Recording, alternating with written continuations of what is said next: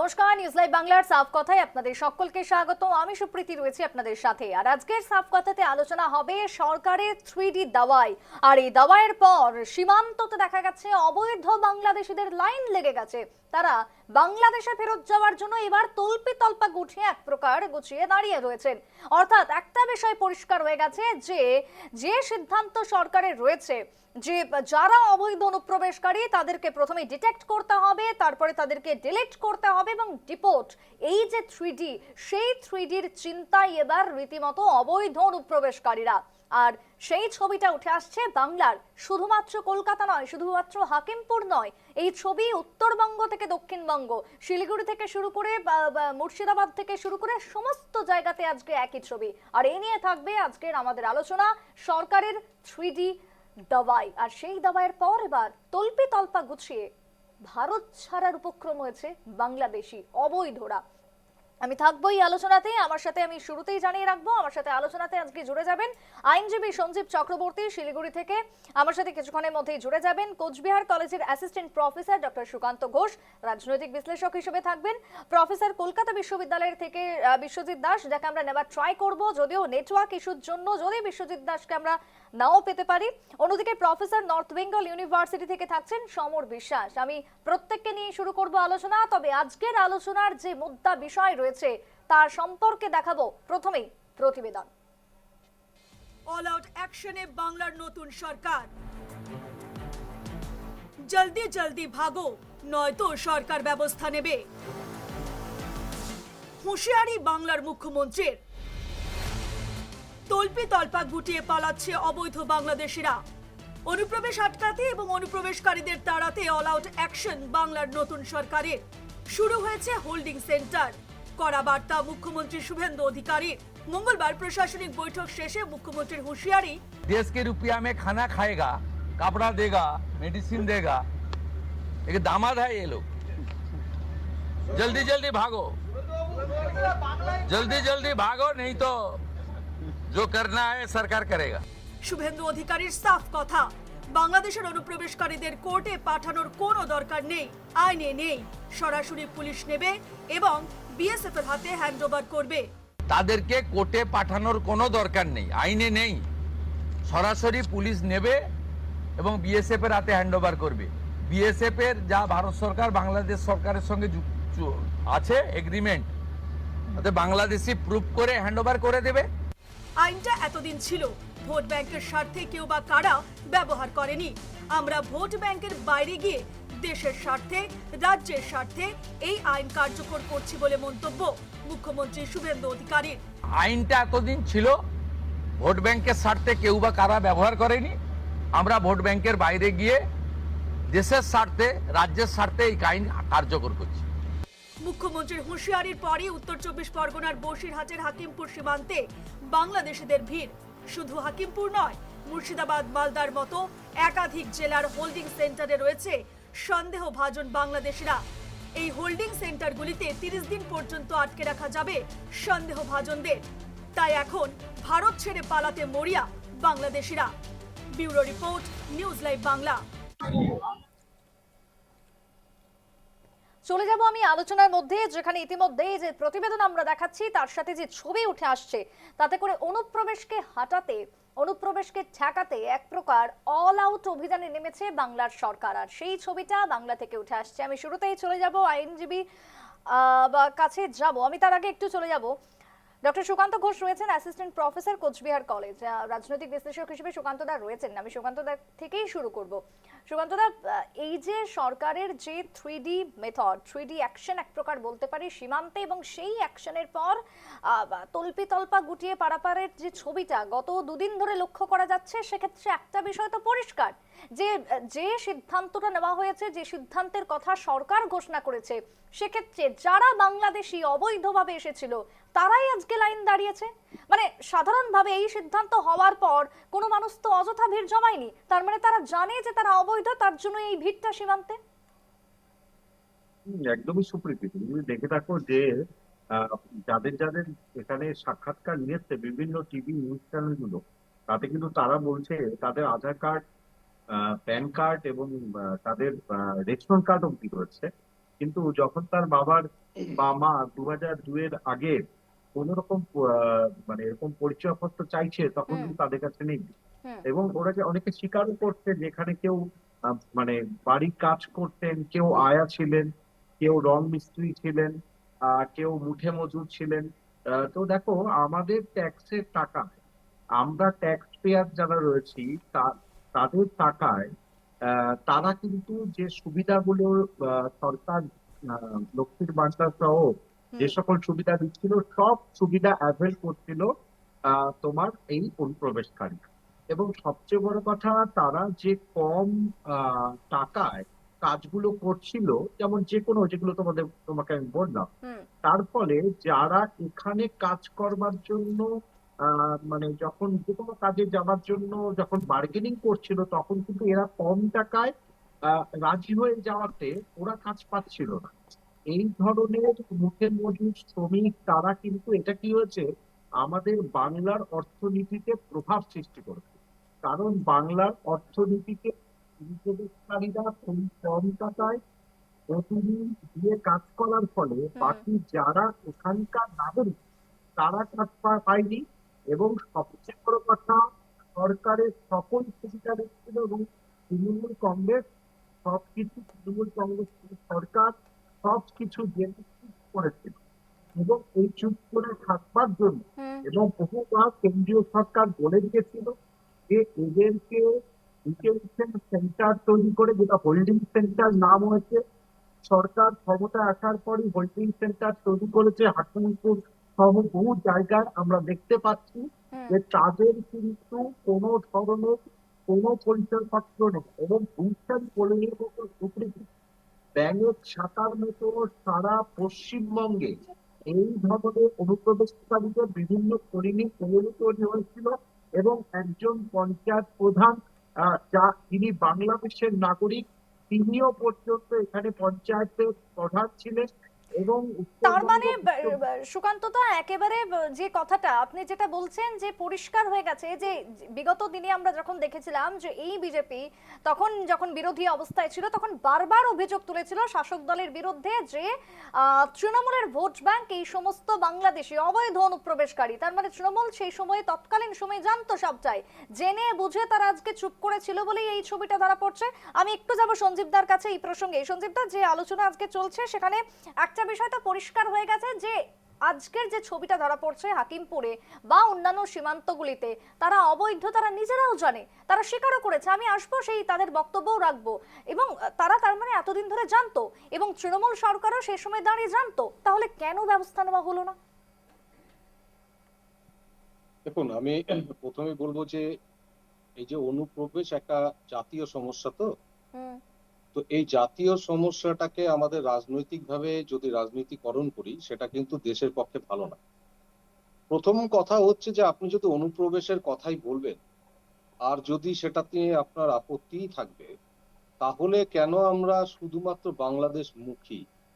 আমাদের তো যে কোনো দেশের নাগরিকই যদি এখানে আসেন এবং তারা যদি বসবাস করেন, যদি আমাদের রোজগার কেড়ে নেন, আমাদের জীবিকা কেড়ে নেন, আমাদের রসদ কেড়ে নেন, তারা যদি হয়, তাহলে আমার প্রশ্ন হচ্ছে যে শুধু বাংলাদেশ কেন? কেন আজকে ভারত নেপাল চুক্তি, যে মৈত্রী চুক্তি, সেই মৈত্রী চুক্তির বলে আজকে একদম আইনগতভাবে আজকে নেপালের যে কোনো নাগরিক ভারতবর্ষের মাটিতে বসবাস করতে পারে, ব্যবসা বাণিজ্য করতে পারে, সরকারি চাকরি করতে পারে, সে সম্পদের অধিকারী হয়, শুধুমাত্র তার রাজনৈতিক অধিকার অর্থাৎ ভোট দেওয়ার অধিকার নেই। মানে আইনগত জায়গায় বলছি। এই যে আপনার আইনগতভাবে আমরা নেপালকে একটা বাড়তি সুবিধা দিয়ে রেখেছি, এবং যার ফলে অসংখ্য নেপালের নাগরিক এই দেশে আছে, আমরা তাদের নিয়ে নীরব কেন? হ্যাঁ। 2 নম্বর হচ্ছে যে এবার অবৈধ জায়গায় আসি, শুধু বাংলাদেশি নাগরিক নয়, নেপালের নাগরিক যারা আছেন তারাও এদেশে রয়েছেন, এবং তাদেরও এক পকেটে নেপালের নাগরিকত্ব, বা আর এক পকেটে ভারতের নাগরিকত্ব সেটা রয়েছে। 3 নম্বর হচ্ছে যে আমাদের এই যে একটা রাজনীতিকরণ, এই রাজনীতিকরণ আমাদেরকে সত্য থেকে অনেক দূরে সরিয়ে নিয়ে যায়। আমরা ভুলে যাই না যে ভারতবর্ষের যে বাংলাদেশ থেকেই হোক বা অন্য দেশ থেকে হোক, যে না মানে অনুপ্রবেশ ঘটেছে, সেটা কিন্তু একদম সৃষ্টি লগ্ন থেকেই ঘটেছে। এবং সেটা কিন্তু মারাত্মকভাবে, আপনি যদি আজকে যারা বলেন যে পশ্চিমবঙ্গে বিগত কয়েক বছরে শুধুমাত্র এটা ঘটেছে, তারা হুম। সম্পূর্ণ রাজনৈতিকভাবে এটা অন্যায় কথা বলেন। কারণ আমি আপনাদেরকে বলে দিতে পারি যে আজকে 4-এর দশক, 8-এর দশক, 5-এর দশক, 6-এর দশক, 7-এর দশক, আপনি যদি ভারতবর্ষের জনগণনার নিরিখে আসেন এবং পশ্চিমবঙ্গের জনসংখ্যা বৃদ্ধির নিরিখে আসেন, তাহলে আপনার কাছে এটা স্পষ্ট হয়ে যাবে যে সেখানে নাগরিকত্ব কিভাবে মানে অনুপ্রবেশকারী ও কিভাবে বেড়েছে এবং ভারতবর্ষের অন্যান্য জায়গা থেকে সেটা না, সেটা কতখানি তো মারাত্মক। নিঃসন্দেহে বেড়েছে এবং যেটা বর্তমানে বিগত সরকারের আমলেও সেটা এবং অত্যধিক পরিমাণে বেড়ে আমি গেছিল, যেটা তৃণমূলের এখন ভোট ব্যাংক সেটা বা পুঁজি সেটা ছিল, সেটা সেটা এমনটাও একটা কিন্তু ছিল জায়গায় বলছি। বক্তব্য। আমি আমি হুম। আমি একটা জায়গায় আসি। বিগত সরকারের আমলে বেড়েছিল না কমেছিল সেটা আপনি কোথা থেকে জানবেন?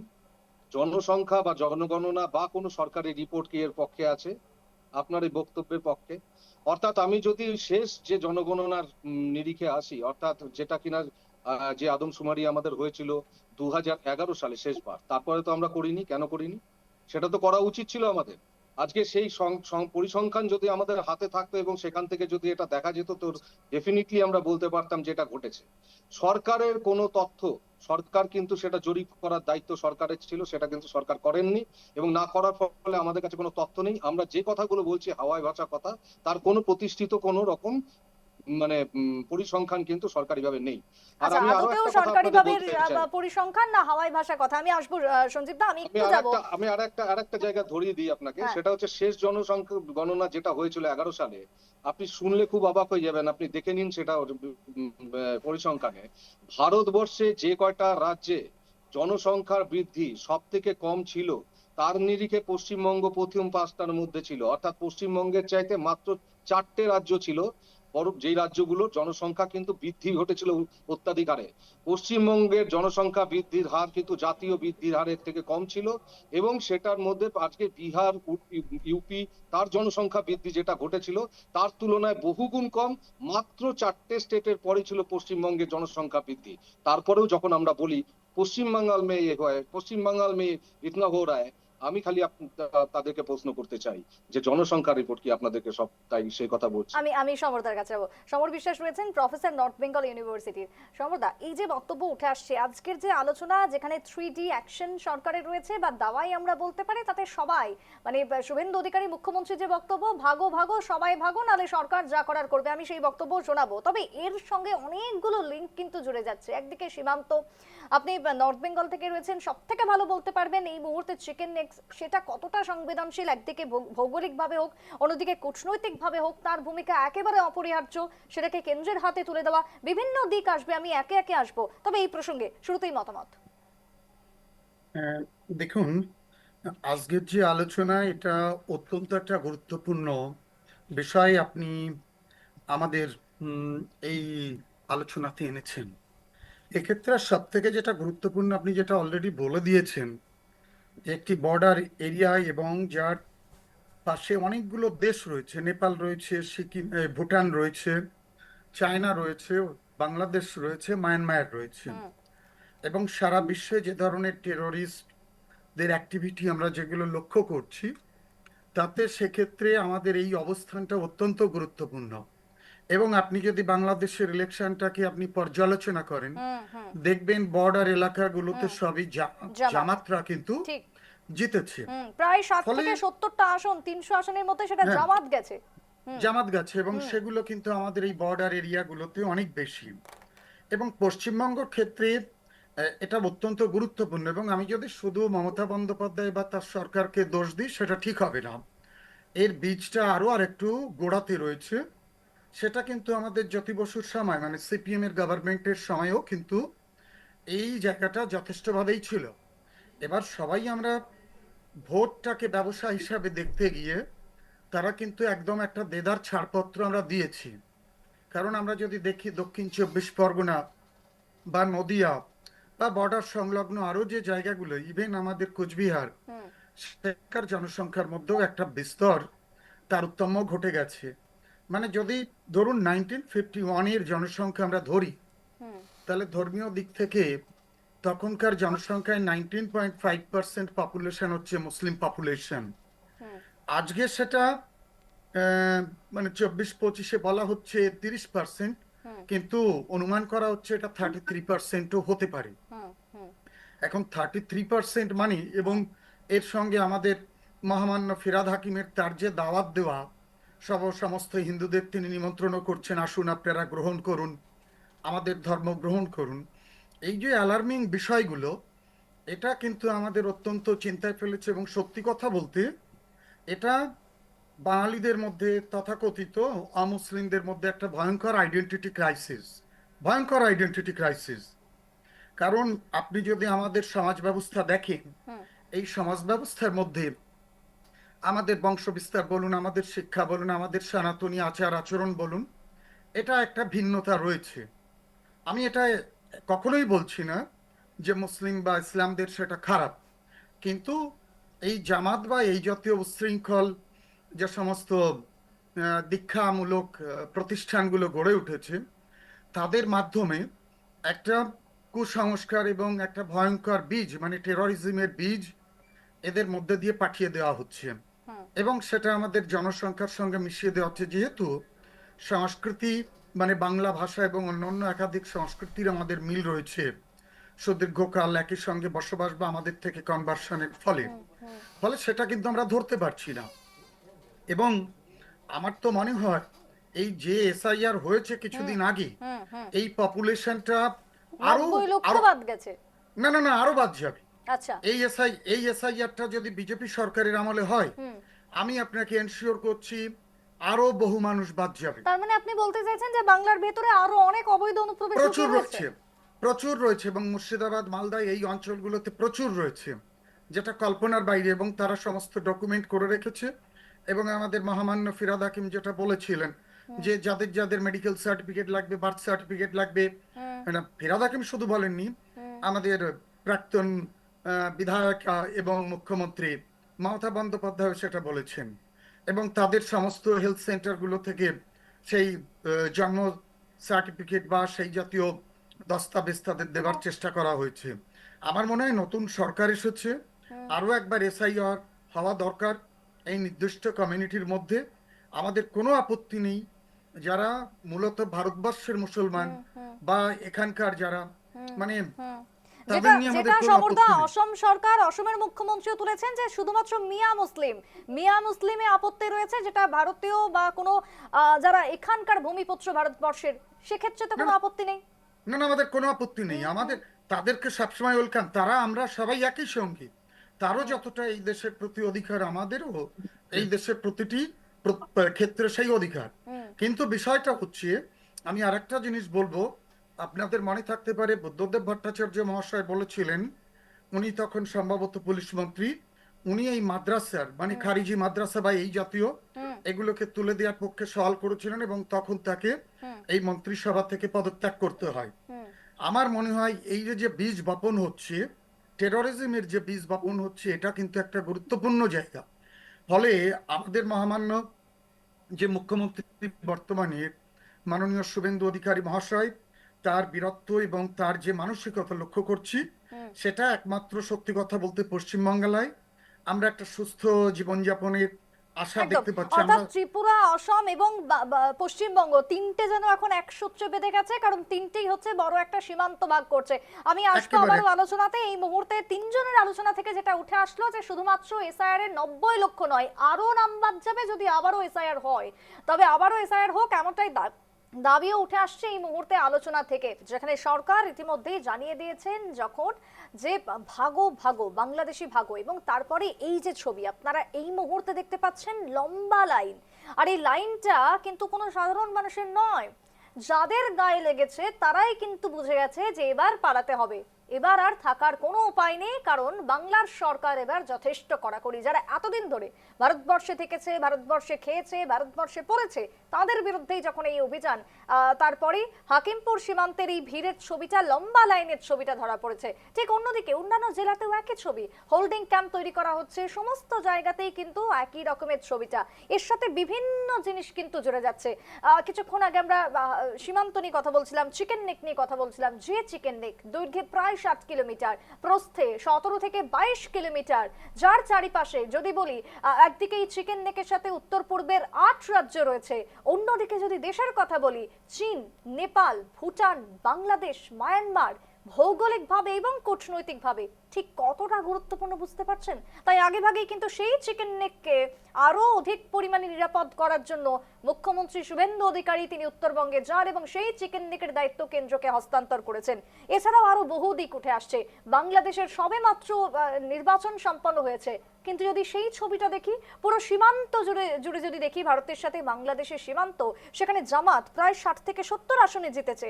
ত্রিপুরার দিকে যদি দেখি, আজকে স্বরাষ্ট্রমন্ত্রী অমিত শাহ তিনি জানিয়েছেন ত্রিপুরার যে 3.5 দিকে সীমান্ত রয়েছে সেটাকে আরো কড়াকড়ি করতে হবে। বাংলাদেশ বিজেপি ইতিমধ্যেই তারা জানিয়েছেন কি, যদি কোনো বাংলাদেশি যারা বাংলাদেশে প্রবেশ করতে চায় সেক্ষেত্রে বিজেপি নাকি কঠোর হবে।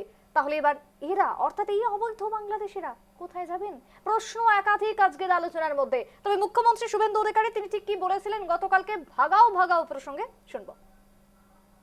रुपया में खाना खाएगा, कपड़ा देगा, मेडिसिन देगा, एक दामाद है ये लोग। जल्दी जल्दी भागो, जल्दी जल्दी भागो, नहीं तो जो करना है सरकार करेगा। देश के रुपया में खाना खाएगा, कपड़ा देगा, मेडिसिन देगा, एक दामाद है ये लोग। जल्दी जल्दी भागो, जल्दी जल्दी भागो, नहीं तो जो करना है सरकार करेगा। শুভেন্দু অধিকারীর বক্তব্য শুনলাম, জলদি জলদি ভাগো, না হলে যা করবে সরকার করবে। ভারতবর্ষের তো জামাই তারা নয় যে জামাই আদর দেওয়া হবে। সুকান্ত দা, দেখো 2025-এ 10 ফেব্রুয়ারি বেসিক্যালি কেন্দ্রীয় স্বরাষ্ট্রমন্ত্রক পরিষ্কার ভাবে রাজ্যকে জানিয়েছিল যে যারা যারা এরকম অনুপ্রবেশকারী আছে তাদেরকে খুব তাড়াতাড়ি প্রত্যর্পণ করতে হবে এবং তার নিয়মগুলো অনুযায়ী তাদেরকে মানে যেভাবেই হোক সেই তথ্য ফরেনার্স আইডেন্টিফিকেশন পোর্টালে নথিভুক্ত করতে হবে। সেটা কিন্তু রাজ্য করেনি। আজকে কত দিন হয়ে গেল, 2025-এর 10 ফেব্রুয়ারি, এবং পরিষ্কার ভাবে একটু অনেকে তো অনেক বলছেন, কিন্তু এটা মাথায় রাখতে হবে এটা ঠিকই সেন্সাস হচ্ছে না, হয়নি 2011-র পর, কিন্তু তুমি একটু খেয়াল করবে যে সিএ এই যে নাগরিকত্ব সংশোধনী বিল এটা কেন পাস হয়েছে, যারা আফগানিস্তান পাকিস্তানে বেসিক্যালি অনেক বেশি করে শোষিত হয়েছে বাংলাদেশে, বা ধর্মের দ্বারা অত্যাচার হয়েছে, ধর্মাচরণ করার সময় অত্যাচারিত হয়েছে, তাদেরকে নাগরিকত্ব দেওয়ার জন্য। এটা কিন্তু মানে বেসিক্যালি মুসলিমদের নাগরিকত্ব দেওয়ার জন্য নয়, পরিষ্কার ভাবে 6টা ধর্মাবলম্বী মানুষদের তাদেরকে নাগরিকত্ব দেওয়ার জন্য। কারণ আমাদের এটা মাথায় রাখতে হবে যে হয়তো আমরা মানে অতিরিক্ত সেকুলার হয়ে গিয়ে হিন্দুদের কথা বা বুদ্ধিস্টদের কথা, জৈনের কথা, পার্সিদের কথা ভাবি না। সেখানে যখন সরকারি সিদ্ধান্ত নিয়েছে, এবং এটা কিন্তু সঠিক সিদ্ধান্ত, আমি যে গুলশান কলিগি বললাম, ইভেন তুমি লাভলি খাতুন যার কথা আমি নামটা উচ্চারণ করিনি, তিনি কিভাবে বহাল তবিয়তে পঞ্চায়েত প্রধান ছিলেন এবং তিনি এখানে সব পরিচয়পত্র, আধার কার্ড, তার রেশন কার্ড সবই সংগ্রহ করেছেন। এবং সবচেয়ে বড় ঘটনা, মালবাজারে মাল পৌরসভা কর্তৃক আফগানিস্তানের 8 জন নাগরিককে জন্মের শংসাপত্র দেওয়া হয়েছে, যারা গরুবাথান, সবচেয়ে হাস্যকর বিষয় সুপ্রীতি, তাদের জন্ম সব গরুবাথানের প্রাথমিক স্বাস্থ্য কেন্দ্র। তাহলে যাদেরকে দিল্লি এয়ারপোর্টে মানে ধরা হয়েছে, তাহলে তুমি ভাবো কিভাবে আধার তৈরি বিভিন্ন কেন্দ্র তৈরি করে এই অনুপ্রবেশকারীরা বহাল তবিয়তে থাকবে, আর আমরা এটাই বলে যাব যে আমরা ট্যাক্স পেয়ারদের যে মানি সেটা এদের জন্য খরচ হবে, সেটা তো হতে পারে না। এবং ওরা নিজেরাই বলছেন, শুভেন্দু অধিকারী বলছেন না, বিজেপি বলছেন না, কেউ বলছেন না, এবং আজকের যে ছবিটা সুকান্ত দা, কেউ কিন্তু তাদেরকে বলে আসেনি যে তারা বেরিয়ে যাক বা কিছু, তারা নিজেরা চলে যাচ্ছে এবং তারা বুঝতে পেরে গেছে যে তারা অবৈধ, তার কারণেই আজকের এই ভিড়টা। দেখো, আমি যদি এদেরকে ভোট ব্যাংক বলে মনে করি তখন তো আমি কিছু বলতে পারবো না। শুভেন্দু অধিকারী এই দায় নেই তো, তিনি মুখ্যমন্ত্রীও পরিষ্কার বলেছেন যে এদেরকে ডিপোর্টেশন করতে হবে এবং তাদেরকে এটাও বলা হয়েছে বায়োমেট্রিক করে তারপর তাদেরকে পাঠানো, যেন পুনরায় না তারা চলে আসে। এবং কেউ যদি এরকম থাকে যে না আমার বৈধ পরিচয়পত্র রয়েছে, তারা কিন্তু আবেদন করতে পারে রাজ্য এবং জেলা স্তরে, তারপর সেই আবেদন 30 দিনের মধ্যে সেখান থেকে তাদেরকে জানানো হবে। সুতরাং কিন্তু নয় যে তাদেরকে একদম যদি তারা থাকে তাদের বেআইনি ভাবে তাদেরকে পাঠিয়ে দেওয়া হোক। হুম এবং আমার প্রথম কথা, মোহাম্মদ ইউনূস সহ এই যে সার্জিস আলম বা এই যে হাসনাত এভাবে প্রভোগ করেছিল, যখন মোহাম্মদ আমাদের চিকেন চিকেন নিয়ে বিভিন্ন কথা বলেছিল, তখন থেকেই বোঝা যাচ্ছে যে বাংলাদেশে কি পরিস্থিতি তৈরি হয়েছিল। হুম তাহলে আমরা বাংলাদেশ হোক আর যে কোনো দেশের হোক, আমরা বিদেশ থেকে আসবো, আমরা অতিথি পরায়ণ মানুষ, কিন্তু আমি তাদেরকে রেখে দিয়ে আমাদের এখানকার যারা হিউম্যান রিসোর্স, সেই হিউম্যান রিসোর্সকে নষ্ট তো করতে পারবো না, তাদেরকে তো কাজে লাগাতে হবে। আমি ওই দেশের হিউম্যান রিসোর্সকে কেন ব্যবহার করবো? এই পরিষ্কার, আমারও একটা পরিষ্কার কথা, যে নাগরিকত্ব সংশোধনী আইনে কিন্তু বাকি 6টা ধর্মাবলম্বী মানুষ হুম যারা সত্যি ধর্মে তাদের ধর্মাচরণ করতে গিয়ে পাকিস্তান, আফগানিস্তান, বাংলাদেশে অত্যাচারিত হয়েছে, তাদের হিন্দুদের অবস্থা কিরকম বাংলাদেশে আমরা জানি না। হুম আজকে হুম তাদের হয়ে তদবির করব যারা আজকে মানে কি অবস্থা মানে হিন্দুকে এবং পুড়িয়ে মারা এই যে হয়েছিল বাংলাদেশে। নির্বাচন হলো সুকান্ত দা, এই নির্বাচনের আগে অবধি যদি আমরা ছবিটা দেখি, অর্থাৎ হাসিনার পদত্যাগ বা চলে যাওয়া এবং সেই যে পিরিয়ডটা চললো ইউনূসের আমলে, সেই সময় দাঁড়িয়ে তারা তো জামাত, এবং তাদের যে ছবিটা সেটা তো কতটা ভয়ঙ্কর আমরা দেখেছি। আজকে সীমান্ততেও যখন জামাত জিতে গেছে প্রায় 60 থেকে 70টা আসনে, সেটা তো ভারতবর্ষের জন্য, পশ্চিমবঙ্গের জন্য অত্যন্ত থ্রেট একটা। দিল্লি না ঢাকা, যে সার্জিস আলম একসময় কোনো একটা ডিবেট শোতে ভারতবর্ষের ভূয়সী প্রশংসা করেছিল, সে একসময় আওয়ামী লীগের ছাত্র সংগঠন করত, তারা পর্যন্ত দিল্লি না ঢাকা বলছে। এবং তাদেরই একজন মানে চেন্নাইয়ে এসে তাদের একজন ব্লগার সে এসে চিকিৎসা নিচ্ছে। হুম আমি এটা বলতে চাই না, আমি বলতে চাইছি জামাতদের যে বাড়াবাড়ি, বাংলাদেশে জবে থেকে বিএনপি এসছে স্থিতাবস্থা রয়েছে, কিন্তু এই জামাতরা যেভাবে প্রভোগ করেছে, হুম ভারত হুম বিরোধিতা এখনো করে যাচ্ছে, হুম ভারতের থেকে সব সুবিধা নেবে। হুম তাহলে যেখানে, আমি এটা বলতে চাইছি না যে তাদেরই আমাদের ওখানে হিন্দুদের কোন রকম প্রোটেকশন নেই বলে আমরা এখানে সংখ্যালঘুদের উপর অত্যাচার করব, তাই নয়। ঠিক। কিন্তু সংখ্যালঘুরা যারা পরিষ্কার 2024 সালে 31শে ডিসেম্বরের বেসিক্যালি মধ্যে এসে তাদের কোনো সমস্যা নেই, হুম তাদের পরে যারা এসছে তাদের নিয়ে সমস্যা কিন্তু সুপ্রিম, এটা বুঝতে হবে। হুম সুতরাং এমন নয়, কিন্তু এটাও ঘটনা যে যারা যারা মানে সংবাদ মাধ্যমের সামনে বাইট দিয়েছে, হুম তারা পরিষ্কার বলেছে আমাদের কাছে শংসাপত্র নেই, হুম আমরা কাজ করতাম, বাংলাদেশে হুম কাজ হুম নেই, বা আমি তার সেই জন্য বক্তব্য শোনাবো, বাংলাদেশকে আমি নিয়ে, একটু আর সঞ্জীবদার বক্তব্য নেব। বাংলাদেশকে নিয়ে লাস্ট হুম কথা বলবো, হুম তার জন্য বাংলাদেশকে নিয়ে বলা, তার জন্য আফগানিস্তানকে নিয়ে বলা নয়, তার জন্য নেপালকে নিয়ে বলা নয়, হুম বেশিরভাগ সবই বাংলাদেশি অনুপ্রবেশকারী। হুম সঞ্জীব দা। দেখুন, প্রথম প্রশ্ন আমার এখানে আসছে যেটা, সেটা হচ্ছে যে আজকে অনুপ্রবেশকারীদের বিরুদ্ধে ব্যবস্থা নেওয়াটা দরকার, সেটা নিয়ে কোনো সংশয় নেই, কোনো হুম দ্বিমত নেই। কিন্তু হুম আমরা কাদেরকে ডিলিট করছি, কাদেরকে ডিটেক্ট করলাম? প্রথম প্রশ্ন হচ্ছে যে যখন আমরা দেখলাম যে আমরা খুব আহ্লাদিত যে 90 লক্ষ মানুষ তারা আজকে ডিলিটেড, হুম সুতরাং খুব ভালো কাজ হচ্ছে, তাই তো? এবার ঘটনা হচ্ছে যে আমরা কি সেটা মানতে তাহলে আগ্রহী যে এই মানুষগুলো 90 লক্ষ কি তাহলে মানে হিন্দু ছিলেন না তারা? আজকে দেখা যাচ্ছে যে যারা ডিলিটেড হয়েছেন তার মধ্যে 63% হিন্দু। প্রথম কথা, তাহলে এই ডিলিটেড হিন্দুদের নিয়ে আমাদের কি মানে পারবে যে আমরা আনন্দিত বোধ করব? দুটো উদাহরণ দিচ্ছি, যেরকম ধরুন এই কয়েকটা জেলার, সেখানে 12,59,000 মানুষ যারা কিনা ডিলিটেড হয়েছিলেন মোট, তার মধ্যে 9,75,000 হচ্ছে হিন্দু, অর্থাৎ 77% হচ্ছে হিন্দু। দক্ষিণ চব্বিশ পরগনায় আসুন, সেখানে 10,84,000 জন আর কি ডিলিটেড ছিলেন, তার মধ্যে হচ্ছে আপনার 6,75,000 হিন্দু, অর্থাৎ 62% হিন্দু। হাওড়াতে আসুন আপনি, 5,95,000, তার মধ্যে 68% হিন্দু। নদিয়ায় 78% হিন্দু। হুগলির 75% হিন্দু। তাহলে আপনি আজকে হিন্দুদেরকে ডিলিট করে যে বাংলাদেশি হটাচ্ছি বলে জামাতের তুলনা দিবেন, তা কি চলতে পারে? তারা কি জামাত? এখন আমার প্রশ্ন হচ্ছে যে এই যে মানুষগুলো, আমি মেনে নিচ্ছি, তাহলে আমার দ্বিচারিতা কোথায় দেখুন? একদিকে আমি বলবো যে আমি বাংলাদেশে হটাচ্ছি, আর একদিকে বলবো যে আমি সিএএ দিচ্ছি। আপনি চাইছেনটা কি? আপনি কি হিন্দু বাংলাদেশিদেরকে যারা কিনা এদেশে এসছেন তাদেরকে নাগরিকত্ব দিতে চান? হয় আপনি তাদেরকে দেশি এবং তাদের নাগরিকত্ব দিন, অথবা আপনি তাদেরকে পরিষ্কার বলুন যে আমরা নাগরিকত্ব দেব না, তোমরা অনুপ্রবেশকারী। আপনি তো কনফিউজড। আপনি তো বাংলাদেশ থেকে আগত যে হিন্দু রয়েছেন তাদেরকে নিয়ে কখনো অনুপ্রবেশকারী বলছেন, আবার 10 মিনিট পরে তাদেরকে নাগরিকত্ব দেওয়ার জন্য কথা বলছেন। তাহলে আল্লাহ তো আমি কাকে নিয়ে হব? আজকে আমার প্রশ্ন এটা যে আজকে বাংলাদেশি হটানোর নাম করে, স্পেশালি আজকে মুসলিম বাংলাদেশিদের হটানোর নাম করে যে হিন্দুরা বাদ গেল তাদের নাম কি হবে? আর সিএ কথা বলছেন। তাহলে আমি আপনাকে প্রশ্ন করছি, যে 19 লক্ষ মানুষ আজকে এনআরসি তে বাদ গেছে আসামে, তাদের মধ্যে কতজনকে আপনারা এখন পর্যন্ত সিএ দিয়ে নাগরিকত্ব দিয়েছেন? তাদের সবাইকে দিয়েছেন? তার মধ্যে তো হিন্দু ছিল, যতদূর জানি যে 15 লক্ষ প্রায় হিন্দু ছিলেন। তাহলে এই 15 লক্ষ মানুষকে আপনি কি নাগরিকত্ব আজকে সিএ কতদিন আগে হয়েছে, তা এনআরসি কতদিন আগে হয়েছে আপনি দিতে পারেননি কেন?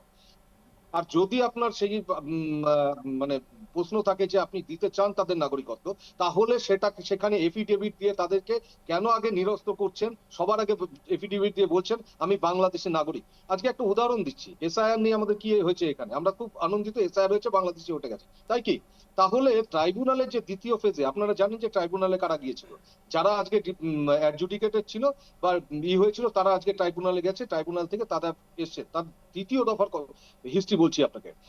1468টি মামলার নিষ্পত্তি হয়েছে ট্রাইব্যুনালের দ্বিতীয় দফায় পশ্চিমবঙ্গে, যার মধ্যে মাত্র 6 জন বাদ গেছে। তাহলে আপনি বলুন, এই 1868, তার মধ্যে 1468, তার মধ্যে 1462 জনই ছিল হচ্ছে আপনার বৈধ, যারা কিনা ট্রাইব্যুনালে প্রমাণিত হয়েছে, এবং তারা এসআইআর কিন্তু তাদের নাম তুলতে বাধ্য হয়েছে। তাহলে আপনি এসআইআর কাদের নাম বলেছেন? তারা কি সবাই বাংলাদেশি মুসলমান ছিল? এই যে আপনি ডিটেক্ট করার নাম করে বাংলাদেশি মুসলমান বা জামাতের নাম করে যে আজকে হিন্দুদেরকে যে আপনি বাদ দিচ্ছেন, সেটা তো স্পষ্ট এই সমস্ত আমি পরিসংখ্যান আসবো। থেকে। আমি তাহলে তাদের কি হবে? তাহলে দেশিকে বেনাগরিক করে আমি কি আনন্দিত হবে আমি বাংলাদেশি ভাগিয়েছি বলে?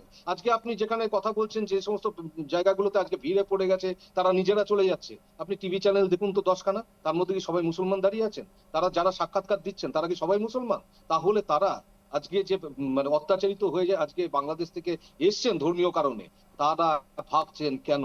সেই লাইনে হিন্দু কেন আছে? আমার প্রশ্ন এটা। আমি যদি আজকে হিন্দু বান্ধব হয়ে থাকি, আজকে যদি আমি চেয়ে থাকি যে ধর্মীয় নিপীড়নের জন্য তাদেরকে আমি নাগরিকত্ব দেবো, নিঃস্বার্থ ভাবে আপনি দেননি কেন? কেন আজকে তাদের লাইনে তারাও দাঁড়িয়ে আছে? আতঙ্কিত কি মুসলমানরা শুধু রয়েছেন, হিন্দুরা নেই? তারা পালাচ্ছেন না? তারা কেন পালাচ্ছেন? আজকে যাদের 4 ভাইয়ের মধ্যে 1 ভাইয়ের নাম এসআইআর নেই, বাকি 3 ভাইয়ের নাম আছে, তিনি আজকে জালমাত হয়ে গেলেন। 3 বাংলাদেশি, বাড়ির সবাই হিন্দু। আমরা দেখছি না এসআইআর পশ্চিমবঙ্গে কি হচ্ছে? বেশ, বদলের বাংলায় বড় সিদ্ধান্ত সরকার ইতিমধ্যেই চালু করেছে একের পর এক নতুন যে নিয়ম, তার মধ্যে প্রথমেই অবৈধ বাংলাদেশি হটাতে হবে। আর সেই অনুযায়ী সরকারি যারা কর্মীরা রয়েছেন তাদেরকে নির্দেশিকাও দিয়ে দিয়েছেন শুভেন্দু অধিকারী। আর এরপর যারা সীমান্তে ভিড় করছেন তাদেরই মধ্যে একজনের বক্তব্য শোনাবো। প্রথমেই শুনুন।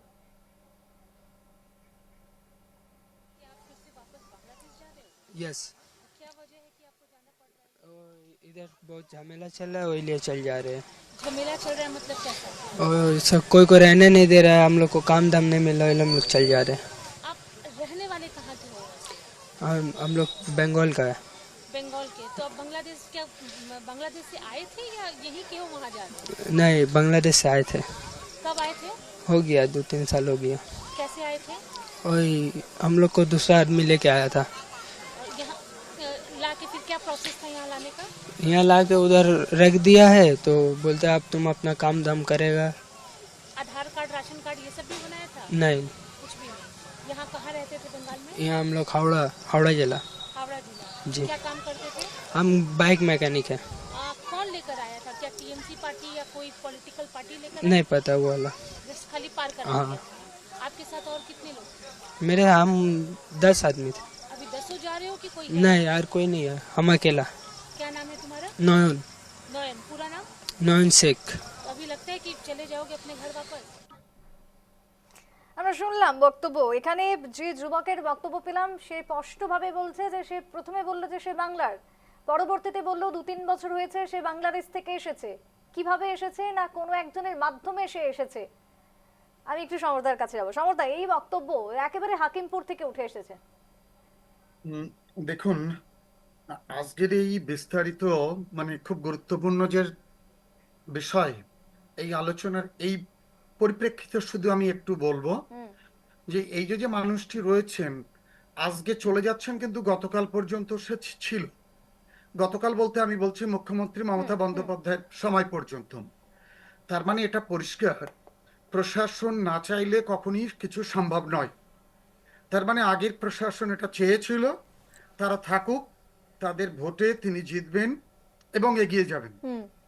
ফলে এটা একটা এক্সাম্পল হতে পারে, মানে এটা কিন্তু এক্সেপশনাল নয়। এরকম আমি আপনাকে বলছি, হাজারে হাজারে মানুষ, লক্ষ বললে ভুল হবে না, বহু লক্ষ মানুষ হয়তো এভাবে মিশে গেছে আজকে আমাদের রুটি রুজিতে, তারা আঘাত এনেছে।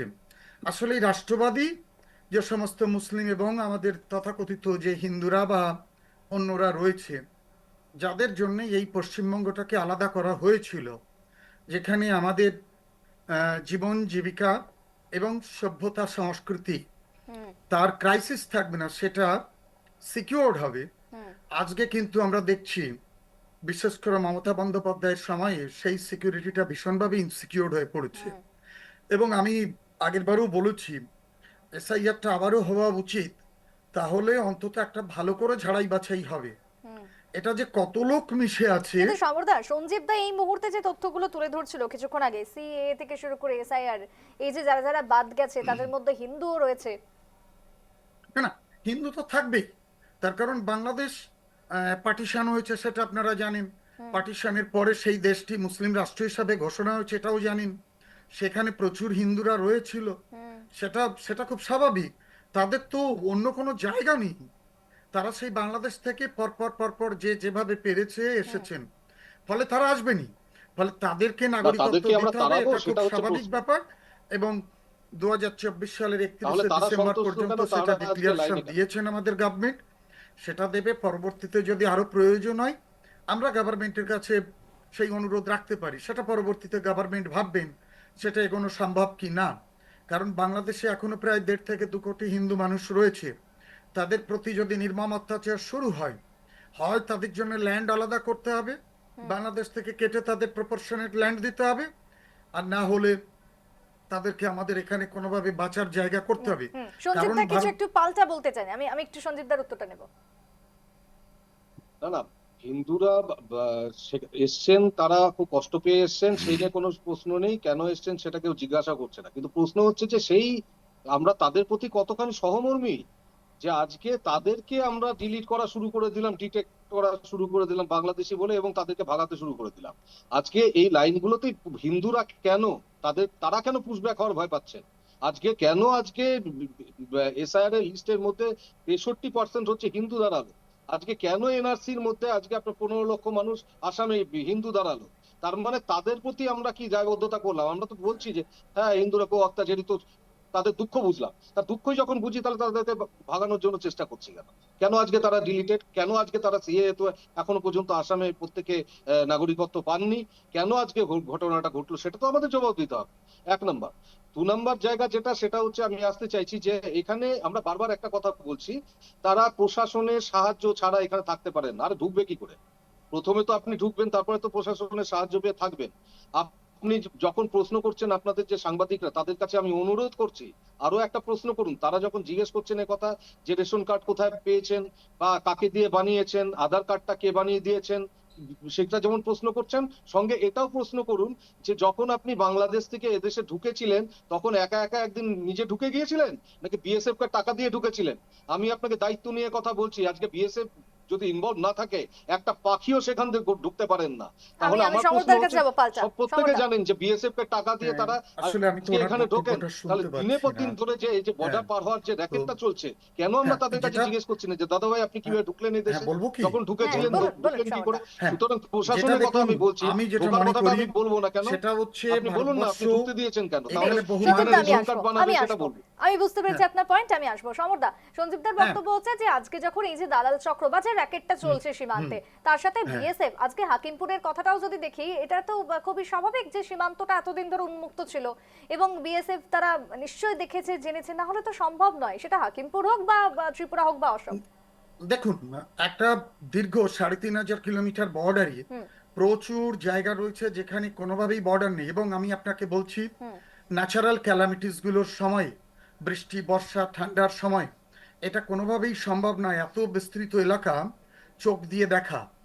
এবং হুম কিছুকাল আগে পর্যন্ত বাংলাদেশের সঙ্গে আমাদের সম্পর্ক যথেষ্ট ভালোই ছিল বলবো, হুম কিন্তু যখন এই জামাত এরা যখন এই মারামারি গন্ডগোলটা শুরু করলো এবং আমাদের রুটি রুজিতে প্রচন্ড পরিমাণে আঘাত শুরু করলো, হুম বিশেষ করে মমতা বন্দ্যোপাধ্যায়ের রেজিমটায় হুম আপনি যদি লক্ষ্য করেন চাকরি থেকে শুরু করে আইন থেকে শুরু করে হুম শিক্ষা, স্বাস্থ্য, রেশন সবকিছু তারা নিয়ে চলে যাচ্ছে, আমরা বঞ্চিত হচ্ছি। আঘাতটা কিন্তু সেই সময় চরমভাবে আমাদের করেছে। এবং সেই জায়গা থেকে আজকে যে অবস্থা দাঁড়িয়েছে, আজকে আমাদের এই মানুষদের অস্তিত্ব অত্যন্তভাবে বিপন্ন। এবং সেক্ষেত্রে আজকে যে ডিটেক্ট করাটা অত্যন্ত জরুরি হয়ে গেছে, তাদেরকে এই ভোটার লিস্ট থেকে তাদের নাম ডিলিট করাটা অত্যন্ত জরুরি। কারণ আমাদের রাষ্ট্রীয় ব্যবস্থায় তারা ভূমিকা নিয়ে তাদের লোককে তারা নির্বাচিত করবে এবং ডিসিশন মেক করবে তাদের জন্য, ঠিক যেটা মমতা বন্দ্যোপাধ্যায় সরকারে হয়েছিল। তিনি কোনো জনগণের কথা শোনেননি, তিনি তাদের, এবং তিনি সবসময় দুধেল গাই থেকে শুরু করে আরো অনেক পরিভাষা তিনি ব্যবহার করেছেন। আমরা তো এই ভারতবর্ষ চাইনি, আমরা চেয়েছি একটা স্বাধীন দেশ যেখানে মানুষ, আমরা সনাতনী মানুষ, আমরা আমাদের ধর্ম পালন করব। রাষ্ট্রবাদীরা, মুসলিমরা, তারা আধুনিক শিক্ষায় শিক্ষিত হবে, তারা তাদের ধর্ম পালন করবে। কিন্তু আমরা কি দেখছি? প্রতি মুহূর্তে দেখছি সেই হাদিজি মাদ্রাসা, প্রতি মুহূর্তে দেখছি জামাতের বোমা, এবং পশ্চিমবঙ্গে এর মধ্যে যতগুলো বোম ব্লাস্ট হয়েছে, যতগুলো খুন হয়েছে, যতগুলো হিন্দুদেরকে কেটেছে, প্রত্যেকটা ক্ষেত্রে বাংলাদেশ থেকে আগত মুসলিমরা এই ঘটনা করেছে। এবং ইন্টারনাল এই মাদ্রাসার যারা অনুগামী, তারা এটাকে সাপোর্ট করে এই জিনিসগুলো করেছেন। এবং প্রকারান্তরে তৃণমূল সরকার তাদেরকে সম্পূর্ণভাবে প্রোটেকশন, সিকিউরিটি সব দিয়ে গেছে। ফলে শুধু যে ডিটেকশন, ডিলিট এবং ডিপোর্ট, এটাতেই আমি সন্তুষ্ট নই। এর পরের হচ্ছে এই যে ভারতবর্ষ একটা দেশ, দেশটা কোনো ধর্মের ভিত্তিতে হতে পারে না, কনস্টিটিউশনের ভিত্তিতে, আইনের ভিত্তিতে দেশ হবে।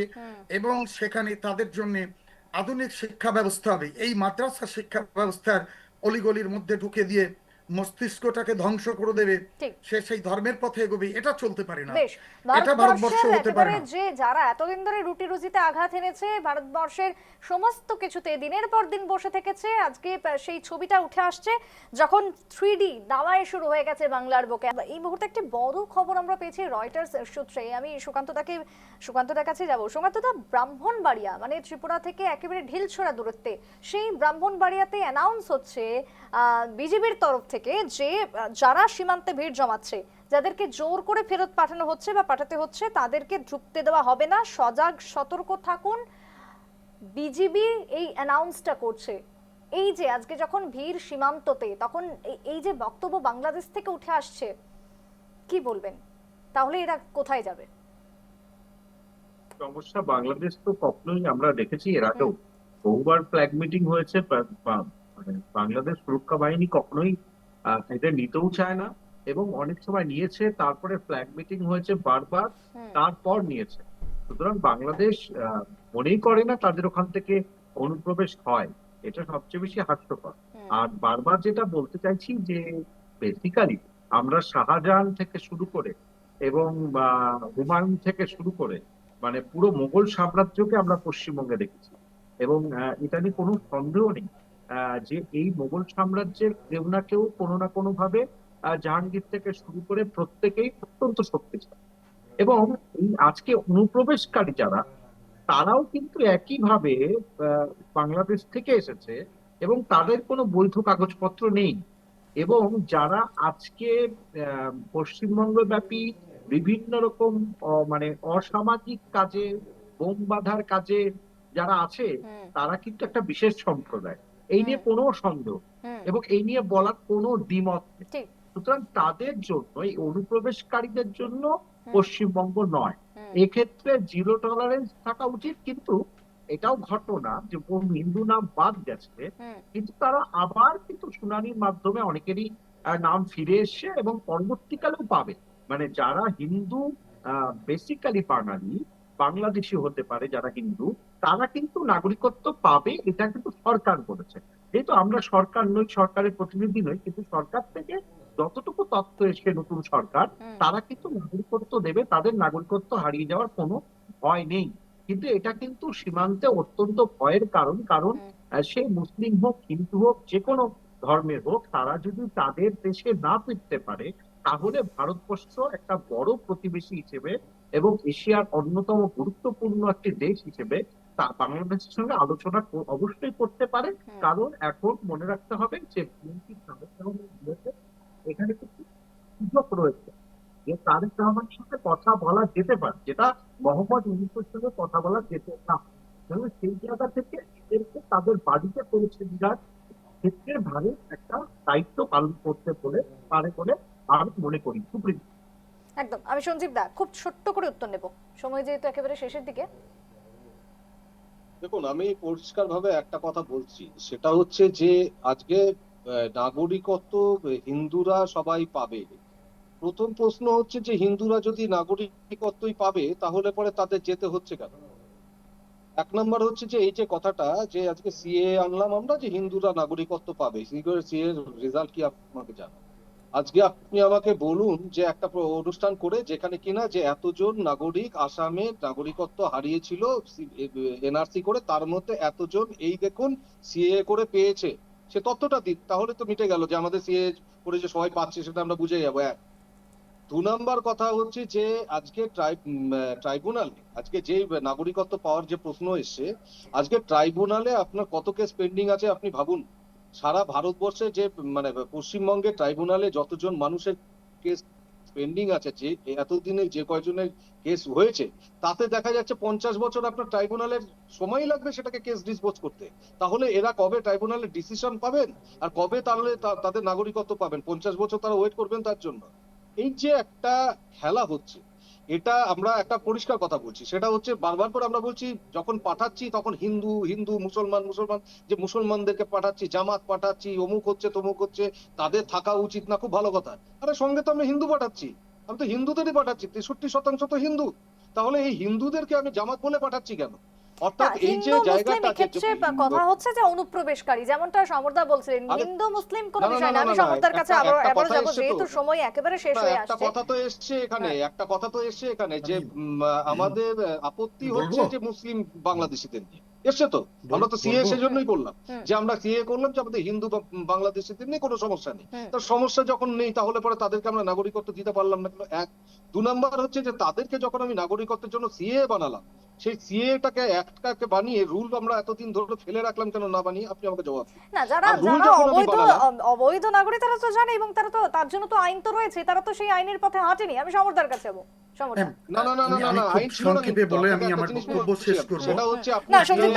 যেহেতু সময় শেষ, আমি একটু সমরদাকে টাইম দেবো। যেহেতু রাষ্ট্রের নিরাপত্তা অত্যন্ত জরুরি এবং আমরা চিকেন নেকের কাছে আছি, এখানে চায়না ব্যতীত আরেকটি পৃথিবীর বিশ্বের সবথেকে বড় শক্তি আমেরিকাকেও আমরা খুব ছোটভাবে দেখতে পারি না। তাদেরও বহু রকম অ্যাক্টিভিটিস এখানে রয়েছে। আমি একটু সমরদার চিকেন নেকের গুরুত্ব অপরিসীম। আমাদের এখানে চিকেন নেকের গুরুত্ব অপরিসীম। চায়না ব্যতীত এখানে আমেরিকার গুরুত্বপূর্ণ ভূমিকা রয়েছে এবং তারা কখনোই চায় না ভারতবর্ষ খুব সুস্থ সুন্দরভাবে থাকুক। ফলে আমাদের মাননীয় মুখ্যমন্ত্রী যে কথাটা বলেছেন 3D, যে ডিটেক্ট, ডিলিট অ্যান্ড ডিপোর্ট, এটা অত্যন্ত গুরুত্বপূর্ণ। আর একই সঙ্গে আমি বলবো, আমরা যদি কলকাতার হসপিটালগুলোতে যাই তাহলে দেখবেন একটি নির্দিষ্ট সম্প্রদায়ের লোকেরাই সব থেকে বেশি সেই হসপিটালগুলোয়। আপনি যদি মডার্ন চিকিৎসা ব্যবস্থা নিতে পারেন তাহলে কেন মডার্ন শিক্ষা ব্যবস্থা গ্রহণ করবেন না? তাদেরকে সমস্ত জায়গায় ইনক্লুড করতে হবে। ইনক্লুশনের মাধ্যমে ওই মাদ্রাসা শিক্ষা বন্ধ করতে হবে। মেইন স্ট্রিমে আনতে গেলে এই জিনিসগুলো করতে হবে, না হলে ভারতবর্ষ খুব সুস্থভাবে এগোতে পারবে না। ফলে আমি 3Dর সঙ্গে আমরা যেটা বলবো, মডার্ন এডুকেশনটাকে যুক্ত করতেই হবে এবং মাদ্রাসা শিক্ষার ব্যবস্থাকে একেবারে পরিমার্জিত করে সেটাকে আনতে হবে। আমি ধ্বংস বলছি না, কিন্তু একেবারে পরিমার্জিত করতে হবে, যাতে আগে সে মানুষ হতে পারে, ধর্মটা অন্তত পরে শেখে, আগে মানুষ হোক, এটা চাই। বেশ, আমি থামাবো তিনজনকেই। আমি তিনজনকেই ধন্যবাদও জানাবো। যেহেতু সময় শেষ, তাই এখানেই আলোচনাটাও আমাদেরকে শেষ করতে হচ্ছে। যেখানে সীমান্তে ইতিমধ্যে ডিটেক্ট, ডিলিক্ট এবং ডিপোর্ট এই 3D অ্যাকশন চালু হওয়ার পর থেকে দেখা গেছে যে ভিড় এবং যে একেবারে পালিয়ে যাওয়ার, ভারতবর্ষ ছেড়ে যাওয়ার যে হিড়িকটা পড়েছে, সেই হিড়িকটার ছবি উঠে আসলো সকাল থেকে এবং জানিয়েছিল আজকের আমাদের এই আলোচনা। তবে আগামী দিনে আমাদের অবশ্যই নজর থাকবে, যেখানে অবৈধ বাংলাদেশিদের হটাতে একেবারে তৎপর রয়েছে বাংলার সরকার। সেই নিয়ে ছিল আলোচনা। আলোচনা। 3 অতিথিকেই আমি জানাবো ধন্যবাদ। শেষ করছি সাফ কথা এখানেই।